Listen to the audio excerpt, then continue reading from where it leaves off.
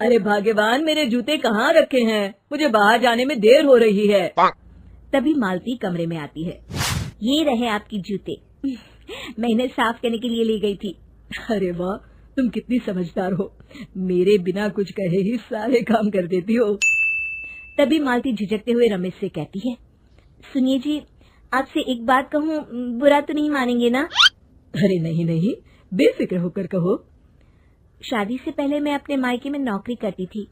मैं चाहती हूँ कि अब मैं फिर से नौकरी करना शुरू कर दूं। वैसे भी सारा दिन घर में बोर हो जाती हूँ। देखो मालती, तुम्हारे नौकरी करने से मुझे कोई ऐतराज नहीं है, लेकिन तुम्हें एक बात बता दूं, हमारे खानदान में आज तक कभी किसी औरत ने नौकरी नहीं की। फिर भी एक बार तुम माँ से पूछ कर देखो, अगर वो तुम्हें नौकरी करने की इजाजत दे देती है तो अच्छी बात है। रमेश वहाँ से चला जाता है। फिर उसी शाम मालती अपनी सास के पैर दबा रही होती है। तभी उसकी सास मालती से कहती है, अरे क्या बात है बहू, आज तो ठीक तरह से मेरे पैर नहीं दबा रही। किसी ख्याल में खोई पड़ी है क्या? मैं भी तो जानूं आखिर बात क्या है। दरअसल वो माँ जी। अरे हाँ हाँ बोलो, इतना सोच क्यों रही हो? माँ जी, अगर आप बुरा न माने तो मैं नौकरी करना चाहती हूँ। घर के काम करने के बाद मेरे पास काफी वक्त बच जाता है।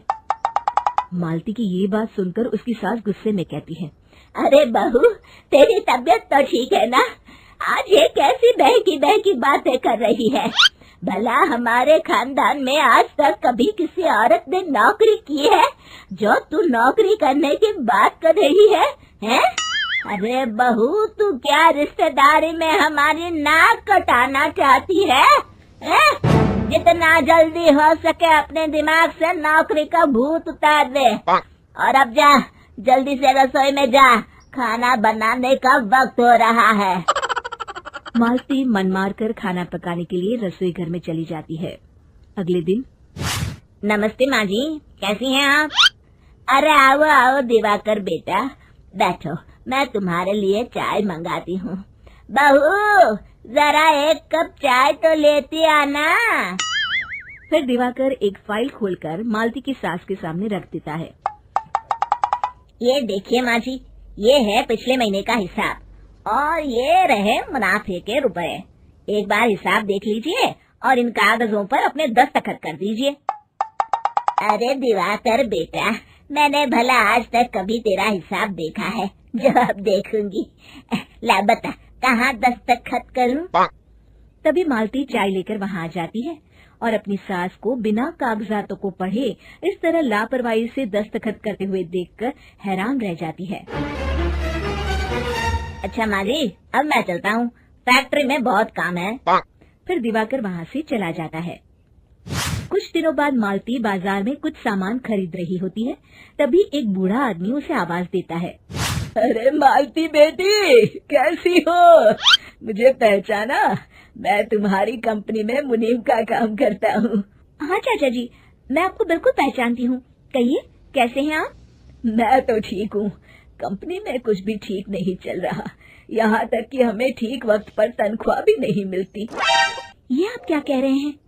अब क्या बताऊं, आप लोग तो कभी हिसाब किताब देखने दफ्तर आते नहीं। मेरी मानो तो एक बार आप लोग दफ्तर आकर सारा हिसाब किताब देख लो, आपको असलियत पता चल जाएगी। अच्छा बेटी, अब मैं चलता हूँ, देर हो रही है। फिर वो बूढ़ा वहाँ से चला जाता है। वहीं दूसरी तरफ मालती घर पहुंचकर अपनी सास को सारी बात बताती है। तभी वहाँ रमेश भी आ जाता है, लेकिन मालती की सास मालती की किसी भी बात पर विश्वास नहीं करती। तभी रमेश कहता है, अरे माँ, बिना आग के कभी धुआं नहीं उठता। जब मालती इतना कह रही है तो हमें एक बार दफ्तर चलकर देख लेना चाहिए। वैसे भी हम लोग काफी दिन से अपने दफ्तर नहीं गए हैं। इस तरह किसी एक आदमी के भरोसे काम छोड़ना मुझे भी ठीक नहीं लगता। अगले दिन वे सभी अपने दफ्तर पहुंचते हैं और सीधे दिवाकर के कैबिन में जाते हैं। अचानक सबको एक साथ देखकर दिवाकर चौंक जाता है। अरे माँ जी, आप सब लोग अचानक यहाँ कैसे आ गए? अगर कुछ काम था तो मुझे एक फोन कर दिया होता, मैं आपके घर आ जाता।